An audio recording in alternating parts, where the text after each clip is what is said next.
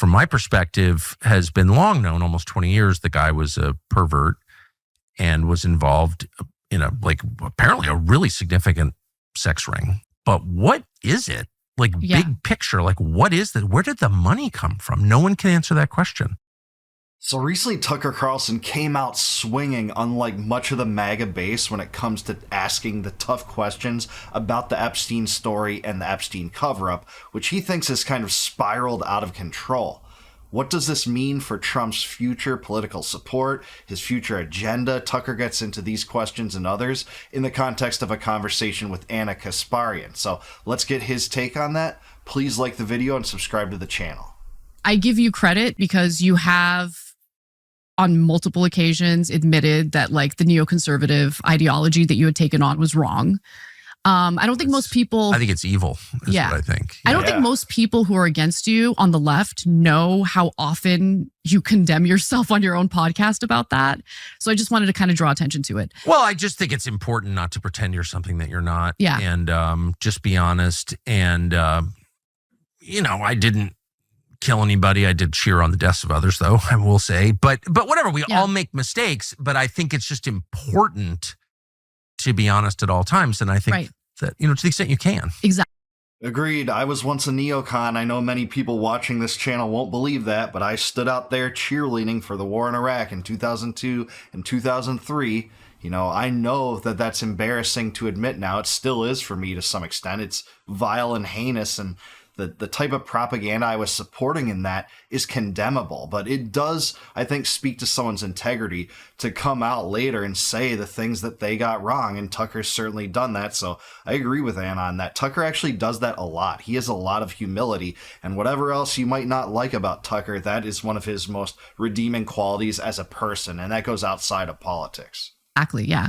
But just going back to the partisan hackery, I was recently on Abby Phillips's show, and we were talking about the Epstein files and whether or not, they should be released. I'm in favor of releasing them. I think the American people deserve to know. Obviously. But there was a conservative guy on the panel who immediately jumped to, well, why didn't the Democrats do it? And it's like, okay, sure. Why didn't the I don't care. I don't care about the partisan stuff. Okay. Democrats didn't run on it. I'm not defending them. I would have liked for them to be the ones who ran on it and actually did it, but they didn't. The one who ran on it, well, Trump didn't necessarily run on it, but he did. His voters want it. His voters want it. Members of his administration kept using the Epstein files as bait to entice the base. And then also at the same time, while Trump might not have ran on it, he did use the Epstein files to attack Democrats like Bill Clinton. Right. So you're drawing attention to that, and you're making the release of the Epstein files a lot more desirable to your base. Certainly so. I really agree with Anna here. That's exactly what happened. And not only that, but beyond that, and what she says, all of which is true, is that Trump appointed these key people like Bondi and Patel and Bongino to key positions using his own discretion after they had made big deals of this. So if they went through the vetting process and he had a problem with how this was being sold or, trumped up, pardon the pun, he didn't have to choose those people to be around him, including some of the highest ranking members of his cabinet. This was a concerted effort to draw attention to this story was on the populist right. It was people, I think rightly so, like Bongino and Patel, etc., that brought this up. The Democrats didn't touch this. They wouldn't touch this with a 10-foot pole. They touched Russiagate and the Jan 6 insurrection narrative and things like that to try to undermine Trump, not the Epstein story, which they could have done. If they were convinced of his implications and crimes, they could have gotten in front of this, say, hey, Trump had a 15-year relationship with Epstein or whatever it was, and we need to get to the bottom of this. This investigation began under Trump, and we want to give you real answers. That might have been very attractive to some Democrats. They didn't do it. They chose hoaxes instead. So yeah, Anna's right. And this reaction and the response to it is only the Trump administration's, fault. What they've created here is their doing. And hey, I'm bipartisan on this. The Democrats didn't do anything to unveil the truth about the Epstein story in any regard either. To then turn around and engage in this weird, what I believe to be a cover up, not a good look at all. So when we're having this discussion about what's happening at this very moment, and the Republican guy immediately goes to Democrats bad, it's like, okay, I know the Democrats are bad. Can we let's talk about this moment right now where promises were made, but promises are not kept when it comes to this specific issue. Or the story itself. I mean, one of the problems with partisanship is it obscures the actual issue that I'd like to know more about. And so the Epstein thing, from my perspective, has been long known, almost 20 years. The guy was a pervert and was involved in apparently a really significant sex ring. Yeah. Okay, with some underage girls in it. So the whole thing is gross. We knew that. But what is it? Big picture, what is that? Where did the money come from? No one can answer that question. Yeah, absolutely. That is one of the most pressing things that we still don't know. Why did Les Wexner shower him with hundreds of millions of dollars and give him the most expensive private residency in Manhattan? Why did Ari Ben-Menashe, the former Israeli agent and now journalist, say that Epstein told him he was part of intelligence? Why did a New York Times reporter say that Epstein said that immediately in the days after his death, and we don't go back to that at all? Why did he have Ehud Barak stay over at his house for prolonged periods after he was already convicted of that child molestation charge in Florida? Why did he get the sweetheart deal? So many things don't make sense. Why did Leon Black give him $158 million to do his taxes? There's so many unanswered questions, and they won't touch this stuff. The government is definitely privy to these connections and these associations that it took, just independent journalists a few hours to determine upon the most basic cursory research, but we never get answers, and we never will. It's a bipartisan cover-up. And yeah, a lot of Democrats are acting opportunistically and bringing this up now when clearly Trump's dug a hole for himself, but it is because of how Trump's handled this. First saying, hey, that's enough on Epstein. Why are you talking about Epstein? We have this storm in Texas to deal with. Then saying, hey, it's a Democratic hoax, which itself is a hoax. That's absurd. The Democrats, again, didn't touch this or use this against Trump or try to get to the bottom of it at all. And now they're pivoting to Russiagate and the MLK file release, which I'm glad about both of those releases.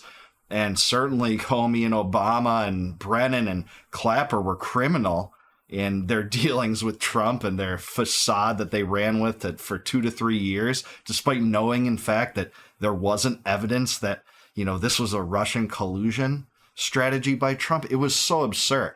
But now a lot are holding this against Trump, but that's Trump's fault. How Trump has handled this and the Binders Gate has just been absurd. And Tucker's right to ask the questions that Americans want answered. And hey, I'm glad Anna wants those answers too. Yeah, how did he make his money? How was he so wealthy? Nobody knows. Yeah. Why did Les Wexner give him so much money? Leon Black, what is that? What's going on? Yeah, I know. So what do you think the answer is? I think he was an intelligence asset. That's my suspicion. Period. Doing what? Blackmailing people? I think it was a blackmail operation. Why were there cameras in the rooms where girls were being raped? What did he do with that footage? What was the point of that footage? I have no cameras in any bedroom in my house. Neither do I. Normal people don't. Right. Yeah, I have to agree. Most signs point to that being true, a blackmail operation. And, much of the evidence that was uncovered from his properties in 2019 actually point to that. They found a safe with digital media, actually CDs printed with prominent people's names, plus the word young and then another name. There's video, I believe, actually pictorial evidence of this. Pictures were taken on this stuff, and then we're just supposed to believe there was nothing there. It was just child porn after Bondi told us that it was thousands of hours of Epstein molesting children. We're supposed to believe that there is no client list, even though Bondi answered a question saying the client list was on my desk. We're supposed to believe that Epstein killed himself and there's nothing to see here, despite the fact that Kash Patel and Dan Bongino made quasi-political careers of questioning those narratives too. This is on the record.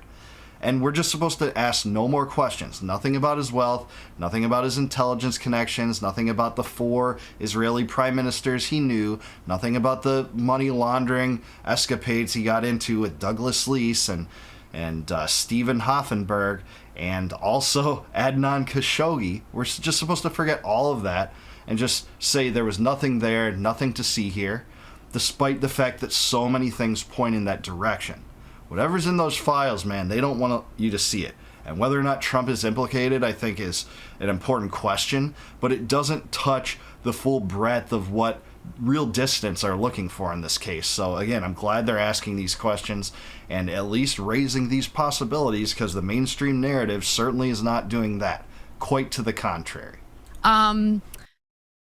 He had relationships with people that were in intelligence. Obviously Robert Maxwell, Ghislaine Maxwell's father, was a hardcore Zionist and worked for Mossad. Yes. This is well documented. Yeah, I don't think anyone disputes that. And he introduced Ghislaine to Jeffrey Epstein. The fact that Jeffrey Epstein was a college dropout, but Bill Barr's father, who worked for the OSS, hired him to be a math teacher at the Dalton School, which is a prestigious school that would only hire like prestigious teachers. Jeffrey Epstein wasn't that. He wasn't a prestigious teacher. He dropped out of college. Yes, certainly. Two more intelligence connections right there, too. Donald Barr, the guy who hired him at the Dalton School, did work for the OSS during World War II. He hired Epstein and then shortly thereafter left the Dalton School, and then a few years later wrote a book called Space Relations, which is kind of a science fiction space odyssey that involves enslaving creatures for sexual escapades. It's just so creepy someone involved in that would write this, but in many ways it actually foreshadows the future of Epstein and his conquests with Maxwell, the vile and criminal conquests of them in this sex trafficking ring. She also talks about Robert Maxwell, clearly at some points an Israeli asset, a Mossad asset. Maybe people believe that, he was a free agent of sorts and would have worked for multiple intelligence agencies. Probably did, but he was a media mogul, at one point owning large portions of MTV. But what we do know, he was treated as royalty by Israel following his obscure death I won't get into in 1991. He was buried on the Mount of Olives, and several prime ministers and former heads of Israeli intelligence attended his funeral and said, Robert Maxwell gave more to this state than can today be told. That this is documented record. So yeah, Epstein surrounded himself with people connected to Israeli intelligence, to American intelligence throughout his life. And, maybe you could explain some of these things as coincidences, but taken upon the whole, these dozens of connections, close connections, especially with Ehud Barak and Ari Minash, it just doesn't make sense when this is just totally swept under the rug, not confronted, not answered by the government. There's no wonder that so many lingering questions exist. I don't know. There's just a lot of smoke, and it's led to distrust in our institutions. It's led to a lot of suspicions.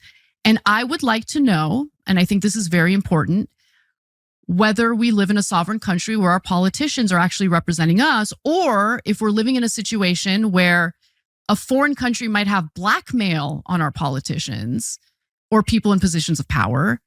And as a result, that blackmail is being used to force these politicians to pursue policies that are not beneficial to the American people, but beneficial to a foreign country. Do you really want to know, or will you admit that it's immoral of you to want to know, and that maybe you just can't handle the truth? No, and maybe you're know. a hater for wanting to know. I want more than just me knowing. I want every single American to know. That's what I want. Yeah. Yeah, I do too. Hard to discount what she's saying there, and hard to discredit the goal and aspirations of that. And listen, I don't think any of the U.S. intelligence services would be innocent in this either. I think that is what intelligence agencies would want more than anything, to have agents gain blackmail on foreign politicians to bend them to your will. It looks to be what happened in this case, with the likeliest candidate being Mossad. And it's no mistake that the U.S. foreign policy apparatus and the AIPAC regime, get politicians in the United States to do their bidding almost all of the time. They lay claim to something like 350 U.S. elected representatives, have immense pull in the mainstream media. And thanks to people like Thomas Massie, we know that there's an AIPAC guy assigned to virtually every congressman, probably except for him and Marjorie Taylor Greene. that, keep them in line. And probably, a few others from the left-wing progressive side too.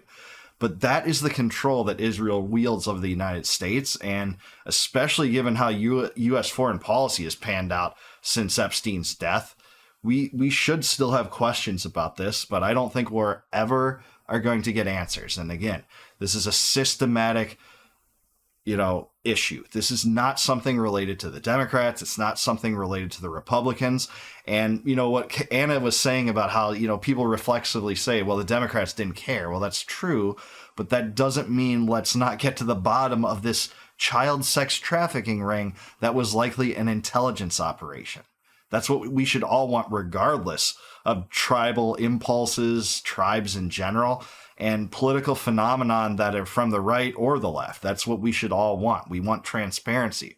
It's the transparency that we were told we would get when Trump came in and would drain the swamp. I was always too cynical to believe that, but a lot of people that supported Trump were sold on him because he would be more transparent. He would uncover the madness and criminal underground that is the system of global elites that rule the world, partially through blackmail operations, the type that Epstein committed. And that's where we are right now. But again, I don't think we want those answers, but I'm totally with both Tucker and Anna in seeking them. But I want to hear from you. Let me know in the comments below. Do you agree with Tucker and Anna on this? Is there a cover-up going on that's bipartisan? Is it more Republicans doing it, more Democrats? Is it more Trump only? And will we get any answers short of maybe a whistleblower at any time about the Epstein story? Let me know down below. Like the video, subscribe to the channel, subscribe to Tucker as well. Love this interview, great interview. And please consider becoming a YouTube member if you click the join button below. If you support the channel that way, I'll really appreciate it. And in return, I'll give you access to all my videos before they go live to the general public on YouTube. And until I see you guys again, no more war, no more debt, no more inflation, and no more empire. Peace out, guys. Catch you in the next one.